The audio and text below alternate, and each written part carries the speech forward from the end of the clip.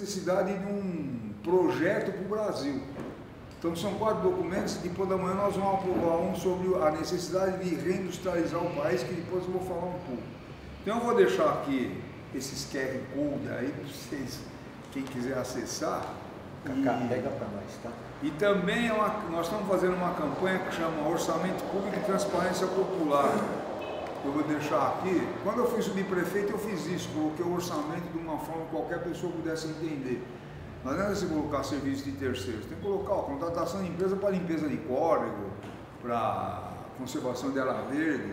Então a gente faz uma discussão, é uma campanha que não tem nenhum viés ideológico, nem político. A gente, independente de que partido o prefeito é, o que a gente quer é que ele coloque as contas lá na frente. Então tem tido uma receptividade boa no interior. Eu já fui falar aqui com o secretário do planejamento da prefeitura, tá? Eu vou deixar aqui que é interessante para quem se interessar, tiver contato com vereador de outras cidades, inclusive o Big lá de Santos, viu? Então, e aqui está os documentos que eu vou deixar aqui, artigos do Corecon, tá? Tudo bem? É só fotografar. Eu também nem sabia essas coisas modernas aí. Você fotografa, te leva direto pro link. Quem já fez isso aqui?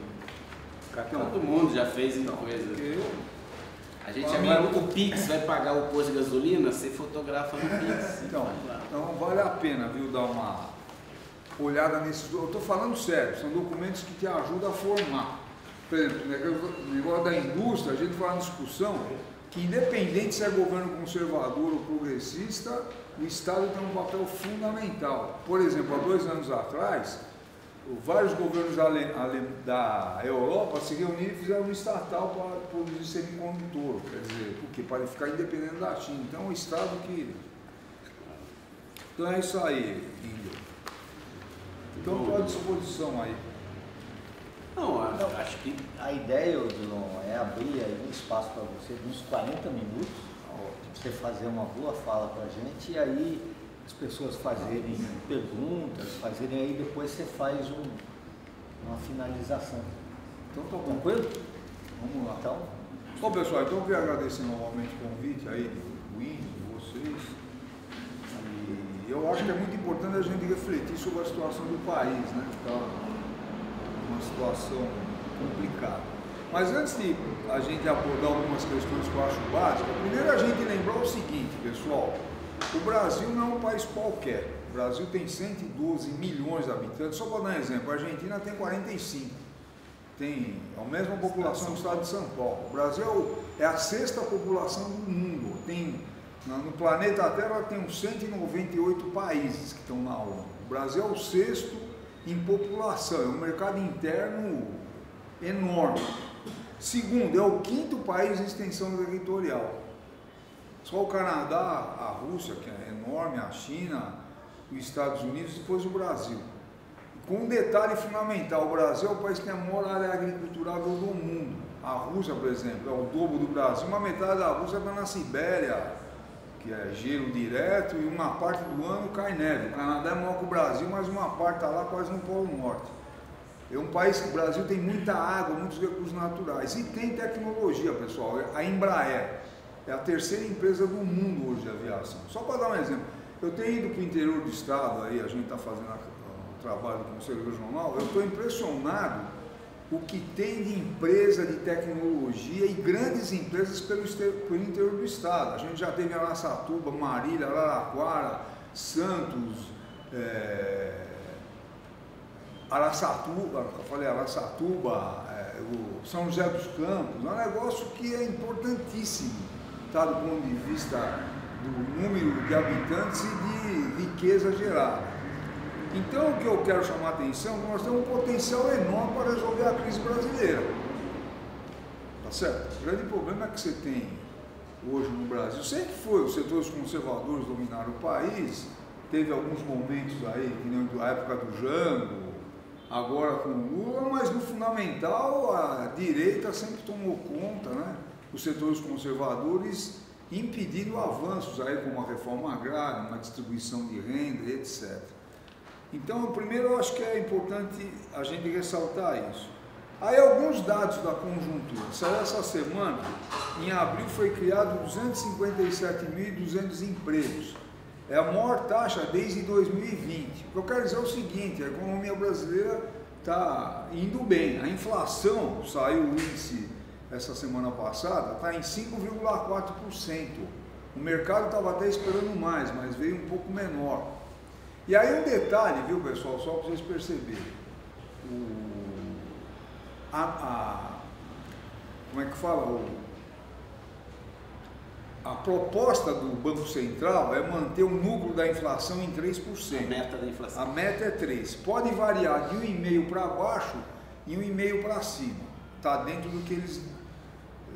da normalidade. Então 4,5% é uma inflação que se aceita. Ela está em 5,4%. É 0,9% a mais no ano do que a meta. Só para vocês entenderem, para quem ganha R$2.000 por mês, que é a maioria absoluta do povo brasileiro, 0,9% num ano dá quanto? Dá R$18 de aumento de preços durante o ano. Deu para entender? A inflação é um levantamento de um conjunto de preços. O DIEESE, se eu não estou equivocado, levanta 282 preços, tá? Sapato, arroz, feijão, carne, preço do automóvel, da conta de luz, 282. Então aí tem uma média, e tem um peso para cada produto. Então lógico que arroz, feijão, carne pesa mais do que viagem de avião, mas viagem de avião também entra, tá certo? Então a média aí que foi levantada, que saiu aí do IPCA, deu 5,4%, é 0,9% acima do teto da média, que dá R$18 de aumento no ano. Aí quando aumenta, e por causa disso o Banco Central está aumentando a taxa de juros enormemente. Então a Selic hoje, que quer dizer Serviço de Liquidação e Custódia, que o Banco Central determina, que é a taxa de juros, está em 14,75%. Cada um ponto que o Banco Central aumenta, a dívida pública aumenta em 50 bilhões. Depois eu vou explicar aí qual é o problema disso, tá certo? Então a nossa taxa de juros está elevadíssima. E mais um detalhe, quando você fala em taxa, pessoal, se alguma coisa não ficar claro, pode parar, interromper, que eu volto e explico. A Selic está em 14,75, é que remunera os títulos públicos. Pessoal, outra coisa importante, qualquer governo se endivida que nem a gente. Você vai comprar um carro, não tem dinheiro, você pega um dinheiro emprestado e vai pagar juros, tudo bem? Se for uma boa dívida, né? Lógico. For para fazer uma boa coisa. Se você for comprar uma casa, não tem problema nenhum você se endividar, ou você precisar do carro para trabalhar. Então, não é nem um absurdo. Tá? E todos os países do mundo são endividados. Então, veja, o Brasil, como qualquer outro, se endivida. A dívida pública hoje, então é importante analisar isso, que é normal se endividar. E outro detalhe importante, a dívida, o PIB brasileiro é mais ou menos de 2 trilhões de dólares, que vai dar uns 11 trilhões de reais. Só para vocês terem uma dimensão, o PIB americano é mais ou menos 28 trilhões de dólares, é 14 vezes maior que o brasileiro, tá certo? Só porque eu acho que é uma coisa fundamental. A gente precisa ter informação para entrar em qualquer discussão, a gente precisa ter informação, pessoal, senão você vai discutir o quê? Então é importante a gente ter comparação. Então veja, a dívida brasileira é cerca de 77% desses 2 trilhões de dólares. E o governo, para ele se endividar, ele vende títulos públicos, vende no mercado. E quem compra vai ganhar o 14,75% ao ano. E aí que eu estou falando, isso a gente chama de taxa nominal. A taxa real é a Selic menos a inflação, que é o que o cara ganha, porque a inflação te come uma parte do salário. Tudo bem ou não? Por exemplo, você ganha R$1.000 por mês, teve 5% de inflação, aí teu salário vai para 1.050, esse 50 não foi aumento, foi reposição do que você deixou de comprar porque aumentou os preços. Então essa questão, a taxa real é mais ou menos 9,5%, que é a segunda maior do mundo. Tá? Essa é o que o governo remunera os títulos públicos. Tá? Então, só para vocês terem uma ideia, aqui eu levantei alguns dados. Isso aí, a taxa Selic é uma referência. Agora, você pega, por exemplo, a taxa média de juros da pessoa física no Brasil, está em 56,3. Se você for comprar alguma coisa aí, uma televisão, um micro-ondas, 56,3% ao ano. Da pessoa física, a pessoa jurídica é 23,9%. Se a empresa for pegar dinheiro emprestado para desconto de duplicata, essas questões, é 23,9%. Só para vocês fazerem uma comparação, na Alemanha, o empréstimo para a pessoa física é 7,36%. Aqui é 50, é ao ano, aqui é 56,3%. Que é um mês. Não, isso aqui é... Sim, estou brincando. Tá. 7 lá é... Veja, e para a pessoa jurídica da Alemanha é 2,57.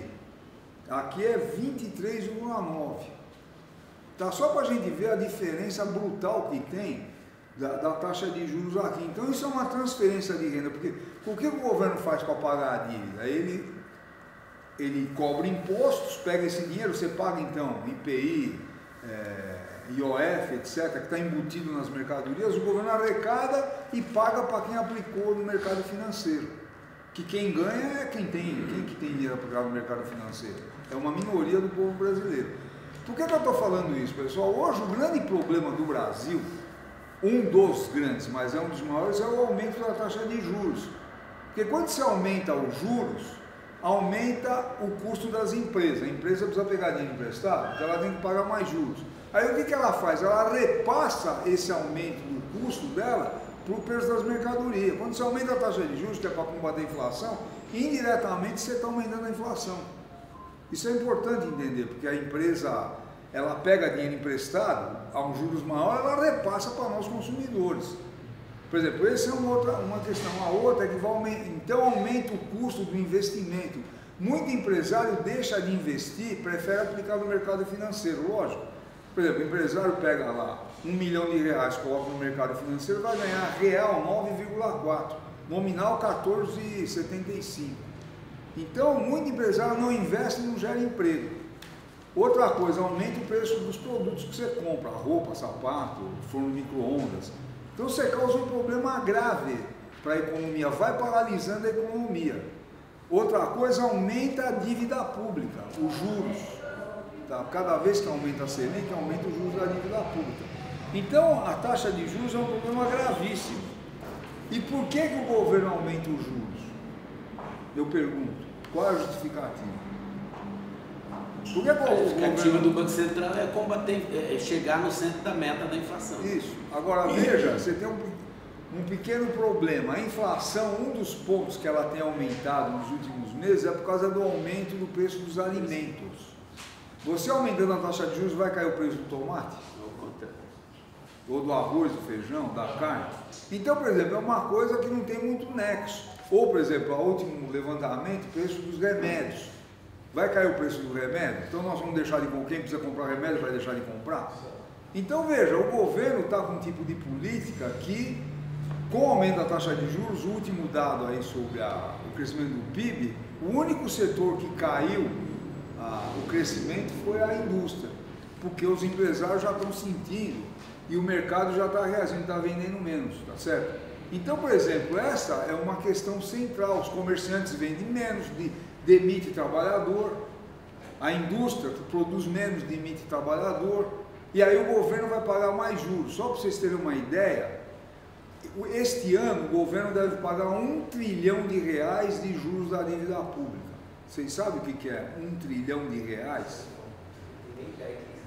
Não, só para... Não, eu fiz aqui um pequeno cálculo. R$1 trilhão, pessoal.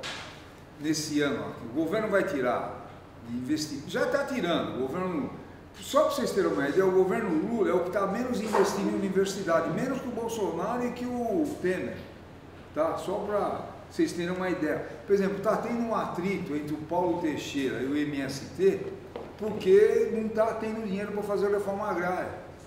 porque o governo está cortando gasto para pagar os juros. Outra coisa que o Lula fez, eu até fiz uma crítica, ele mudou o cálculo do salário mínimo, tá? Que vinha acontecendo. Então o salário mínimo vai crescer menos do que o cálculo até 2 meses atrás, o quê? Para sobrar dinheiro e pagar os juros da dívida.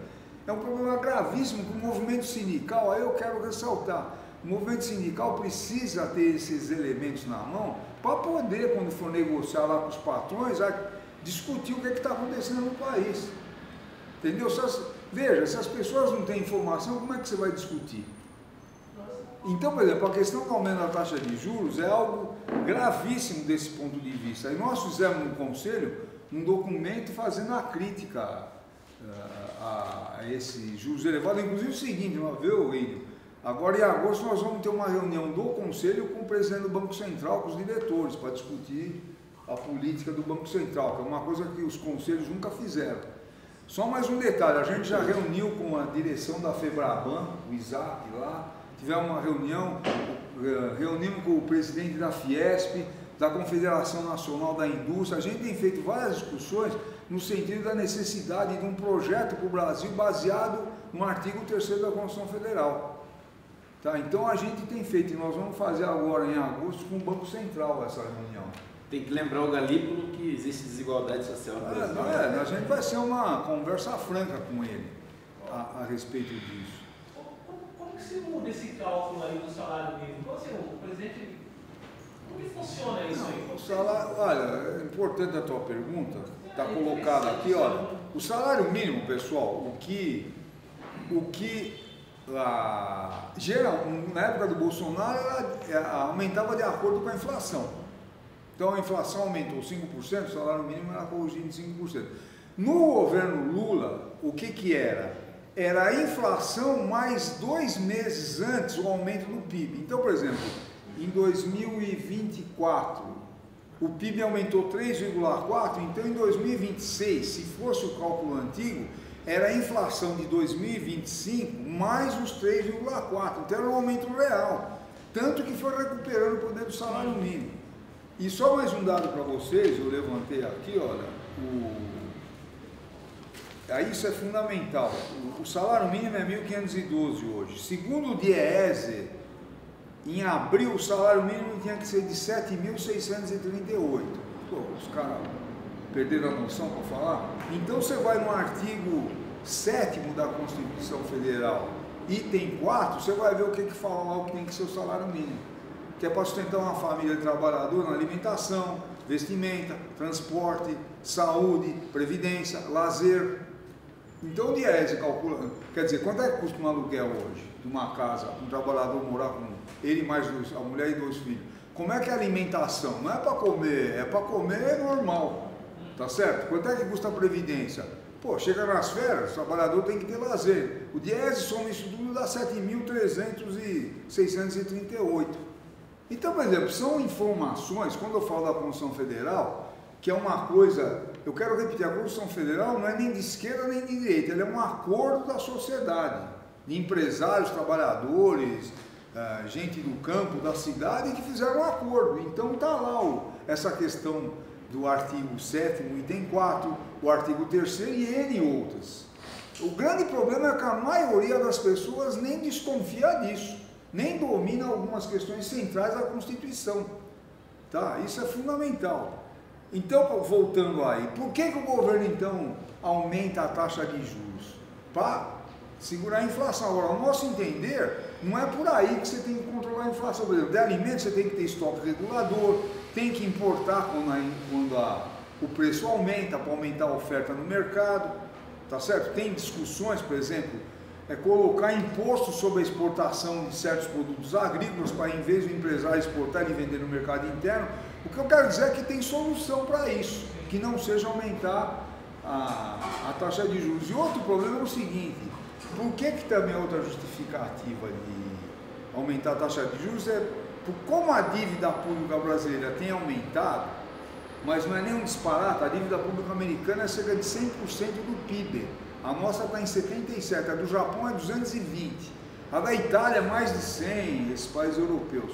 Então veja, uma das justificativas é que quem compra títulos do governo, ele está emprestando dinheiro para o governo, tudo bem? Ele quer taxas maiores. Aí ele quer taxa maior porque ele fica com medo que se a dívida pública aumentar muito, o governo não vai pagar ele. Agora, isso não aconteceu nunca no Brasil, a única época foi na época do Collor, que ele corrigiu abaixo da inflação os títulos públicos. O que eu quero dizer é o seguinte, tem toda uma justificativa que o Banco Central faz, que a gente consegue contrapor a essa questão. Então, voltando, precisa controlar a inflação. Por quê? Qual é a justificativa? Porque aumenta o preço. Ou precisa aumentar, porque senão você não vende títulos, as pessoas não vão estar, os investidores vão estar interessados. Agora, não tem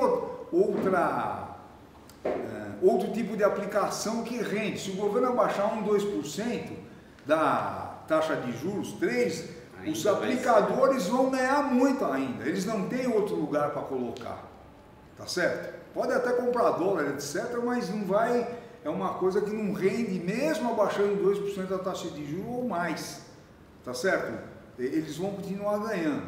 Então esse é o grande debate que está colocado, que a gente se contrapõe, que primeiro, você pode controlar a inflação de outras formas. A outra, só mais um detalhe, se houver um aumento de demanda de forno micro-ondas, de fogão, de roupa, etc., aumenta a taxa de juros, porque aí vai ficar mais caro produzir isso, o comércio vai cobrar mais, também as prestações vão aumentar. Aí o que a gente discute é o seguinte, o que o governo tem que fazer é estimular o aumento da produção. Então ter linhas de financiamento para aumentar a produção do que o povo demanda, e não diminuir o emprego para mais pessoas ficarem desempregadas e cair a demanda, porque aí o preço não pode aumentar muito. Então é muito mais lógico você aumentar a oferta, tá? Que a gente chama de formação bruta de capital fixo. É você aumentar o número de empresas, de máquinas, equipamentos e produzir mais. Senão nós estamos condenados a nunca sair dessa situação que o Brasil vive. Só um dado importante, 59 milhões de brasileiros ganham até um salário mínimo, ou trabalhando, ou ganhando ou aposentadoria, tá? Ou o benefício de prestação continuada, os programas sociais. Quer dizer, o que você faz com 1.512?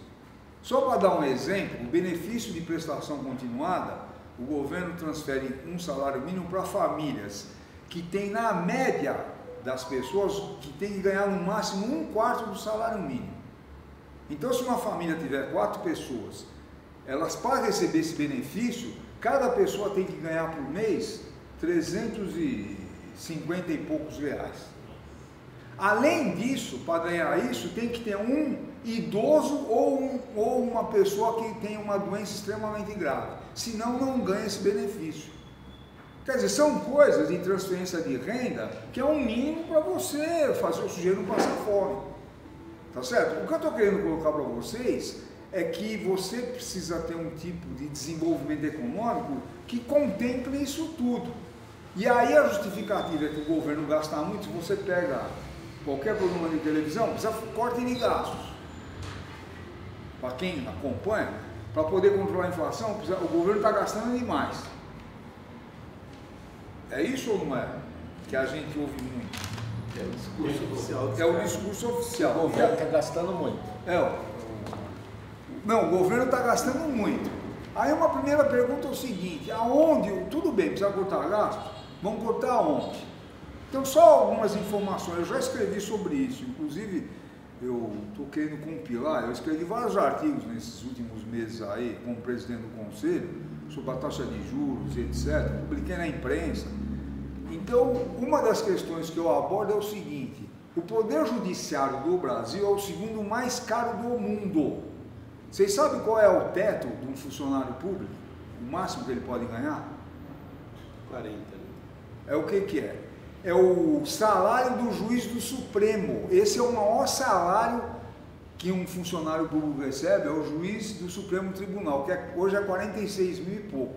Esse é o teto, ninguém pode ganhar mais. Só que o Poder Judiciário, os juízes ganham 80, 100 mil, tem juiz que ganha 300 mil, tá? De penduricário, que a gente chama, férias atrasadas, Tá certo? Isso pelo Brasil inteiro. Então esse é o Brasil é o segundo... Aqui, né? Procurador. Procurador, veja. Isso, pessoal, é um gasto brutal. É o segundo maior gasto do Poder Judiciário do mundo. O outro é com os militares. O único servidor público, servidor público, que se aposenta com salário integral é militar. Qualquer funcionário público hoje, a Dilma reformou isso, que se aposentar vai ganhar o teto hoje, que dá uns 8 mil reais. 8.100 é o teto de quem contribuiu durante 35, 40 anos com a Previdência. O cara pode ganhar 30 mil por mês, se aposentou vai ganhar 8.100. O general se aposenta com 30 mil, ele vai ganhar o resto da vida 30 mil. Quando ele morrer, a viúva vai continuar. Quer dizer, veja, ninguém fala nada disso. Esse é o detalhe. Então o que eu falo é o seguinte, está gastando muito? Tudo bem, então vamos cortar onde gastar muito, e não o benefício de prestação continuada, porque qual é a campanha hoje? É desvincular o salário mínimo desses programas sociais. Porque quando você aumenta o salário mínimo, aumenta o gasto com benefício de prestação continuada, aumenta a aposentadoria. Tá certo? Então a campanha é essa, que você vê na televisão, precisa desvincular o salário mínimo desses gastos do governo. Então a primeira pergunta é o seguinte, pô, gasta muito, quer cortar? Onde vai cortar? Então a gente precisa ter esses dados para debater. Tá, eu tenho feito isso em universidades, em vários debates por aí, tá, com a maior tranquilidade. Então isso é uma primeira questão. Segundo, abaixar a taxa de juros, só que hoje o Banco Central tem independência. O Lula, há uns 2 anos atrás, ele criticou pra caramba, vinha na televisão, pá. Agora mudou o Galípolo, que é um cara indicado pelo Fernando Haddad, que está igualzinho, não mudou muito, pelo contrário, ele aumentou os juros. Agora, é uma coisa, pessoal, até inclusive as centrais têm feito manifestação à frente do Banco Central, porque é o seguinte, não é o governo que determina, quem determina é o Banco Central. Esse é que é o detalhe. E a taxa de juros é um preço fundamental da economia. Você mexe no juros, você mexe com tudo, como eu falei agora. Aumentou os juros, aumenta o preço das empresas, do comércio, aumenta a dívida pública. Então, por exemplo, o movimento sindical tem que fazer uma pressão para baixar a taxa de juros. O governo tem que criticar também. Eu acho que o governo tinha que ir para a televisão explicar. Por exemplo, no Conselho a gente soltou o segundo documento fazendo uma crítica a essa questão da taxa de juros. Então, a outra questão é essa, o governo gasta demais nisso. Esse ano aqui deve ser 1 trilhão. Pessoal, eu fiz um cálculo aqui, ó. Cada 1% de aumento da Selic, o governo gasta 50 bilhões a mais por ano. Se você, uma casa popular, fica em média 100 mil reais, eu coloquei isso, dá para construir 500 mil casas populares. Se colocar 4 pessoas por casa, dá para abrigar 2 milhões de pessoas por um aumento de 1%. Ou dá uma escola que se ficar em 5 milhões para construir, dá para construir 10 mil escolas. Se cada escola couber lá 500 mil alunos, dá 10 milhões de alunos. Veja, pessoal, é importante fazer esse tipo de comparação, porque você falar em 50 bilhões, o que é isso? Mas olha que você fala, o que dá para fazer? Por exemplo, quanto custa um corredor de ônibus em São Paulo? Vamos supor... 200 milhões. Não, por quilômetro. 25 milhões por quilômetro de corredor de ônibus. Aí você faz uma conta, 50 milhões, divide por 25 milhões, você vai ver quantos quilômetros daria para construir de corredor de ônibus. Porque em São Paulo é um inferno o trânsito. Agora, corredor de ônibus, pô, eu pego o metrô ou pego o ônibus. Se você andar de carro hoje, você não sai do lugar. Então, por exemplo, a gente precisa ter essas informações para comparar, para poder debater, pessoal, para dar consciência política para as pessoas. Então, uma segunda questão é essa, tá? Outra questão importante, o governo, ontem saiu um artigo longo no jornal, o governo esse ano aqui deve transferir de recursos para empresas, transferir não, deixar de cobrar tributos, cerca de 800 bilhões de reais, que é chamado isenção fiscal. Então, por exemplo, um negócio que ficou famoso, que foi muito debatido nesse último período, o setor de restaurantes e turismo, na época da pandemia, o governo suspendeu vários tributos com razão, porque ninguém mais saía de casa, tá certo? Então, o governo suspendeu e deixou de arrecadar bilhões de reais. Aí acabou a pandemia, esse setor continuou pressionando o governo para continuar com as isenções, tá certo? Que é uma coisa que já foi, acabou a pandemia, tá certo? Então, quando você dá esse tipo de benefício, lógico que cada um quer puxar a brasa para sua sardinha. Depois que o governo deu, por exemplo, no governo Dilma, ela deu um monte de incentivo, que eu acho que foi um erro enorme, que ela deu incentivos fiscais para vários setores da economia, mais de 50. Inclusive tem um debate na economia sobre isso. Sem contrapartida, né? Muito bem lembrado. O governo deu isso sem contrapartida. Tudo bem, eu vou te dar isso, mas você não pode demitir ninguém. Aí o governo, o empresário deixa de pagar uma série de tributos e demite e fica tudo por isso mesmo. Então, por exemplo, o nosso papel, tá?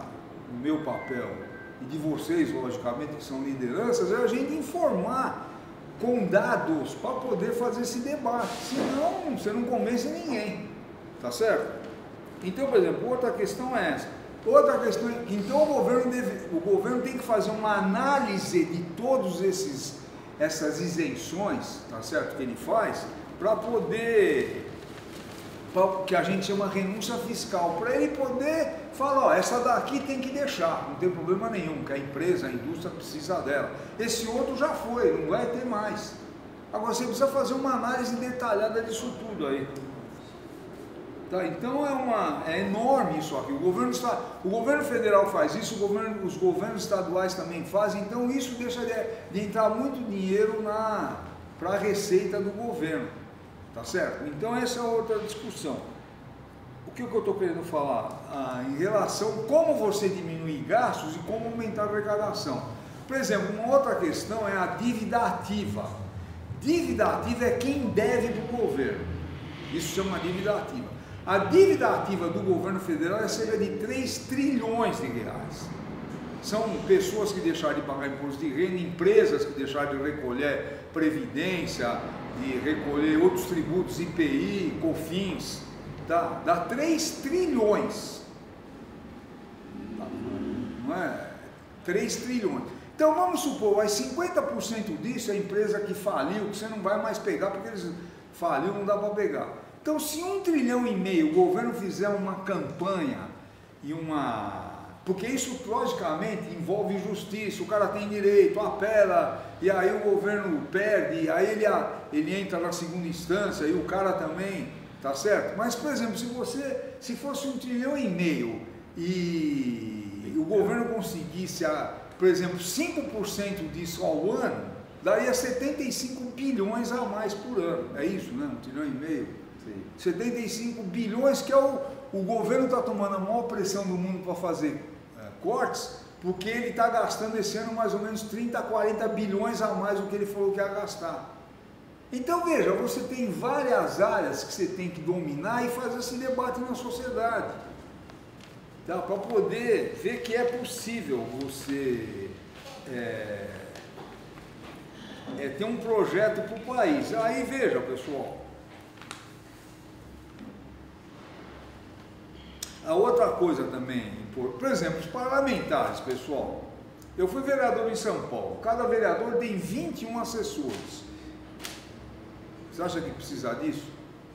Lá na Câmara Federal, o deputado tem que ganhar bem, pessoal, não sou contra, porque o cara tem uma responsabilidade enorme, se ele trabalhar bem pelo Brasil. Eu tinha essa discussão, quando alguém dizia, vereador ganha muito, eu falava, eu ganho muito, eu fiscalizo o orçamento, hoje o orçamento de São Paulo é de 123 bilhões.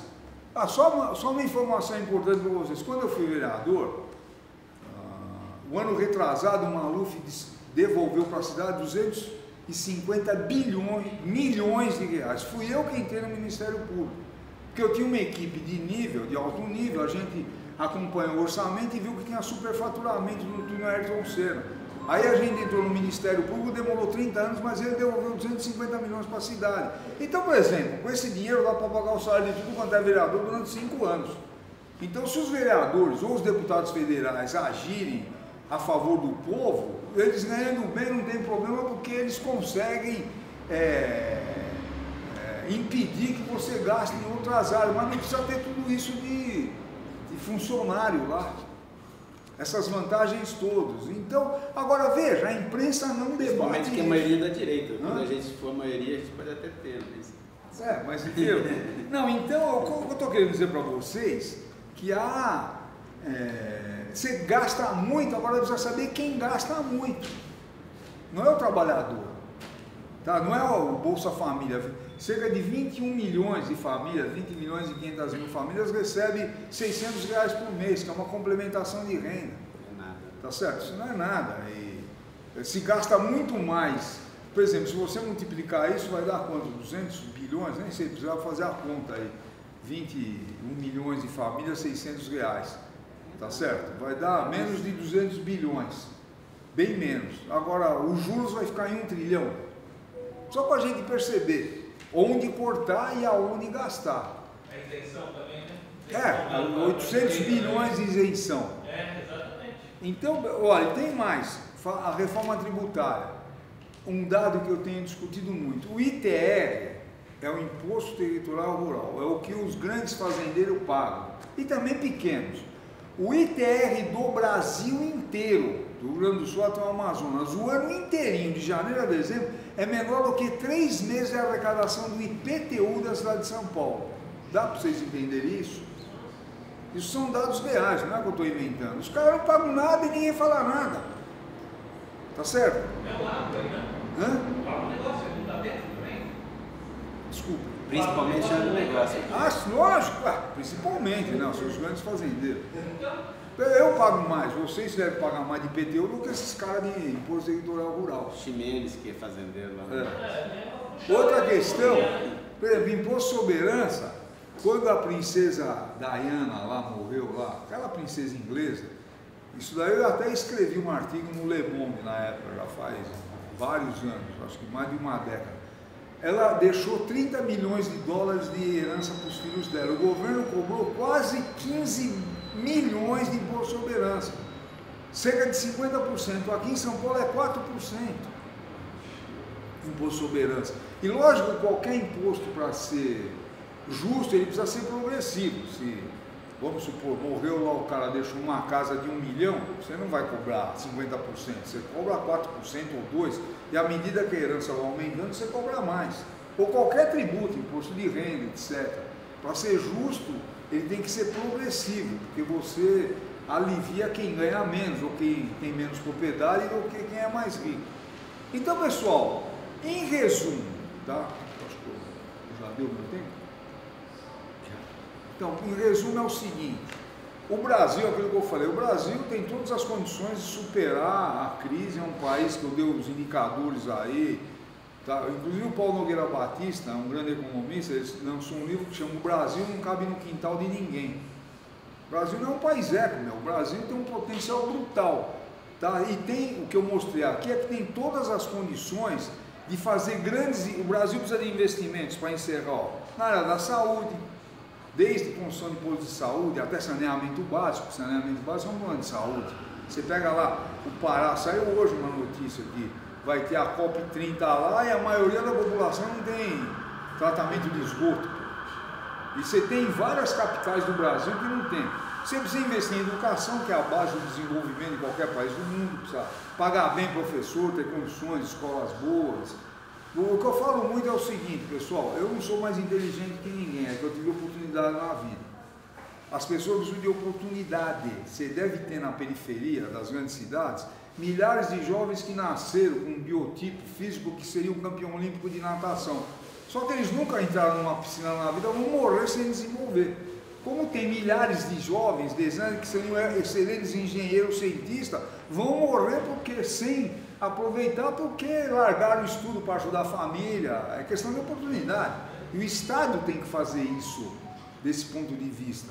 Então, por exemplo, você investir em saúde, educação, em pesquisa, em infraestrutura, né, saneamento básico, ou aeroportos, estradas, portos, habitação. O Brasil tem o déficit de 7 milhões de habitações, corredor de ônibus. Só estou colocando alguns exemplos aqui que para fazer isso você precisa de dezenas e dezenas de bilhões de dólares, de reais, de dólares.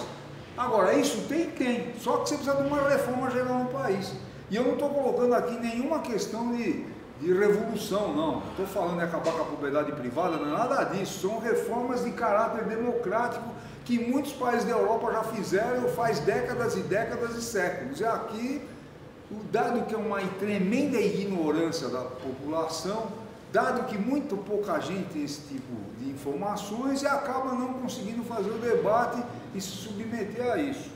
Então, são algumas questões aí para levantar aí.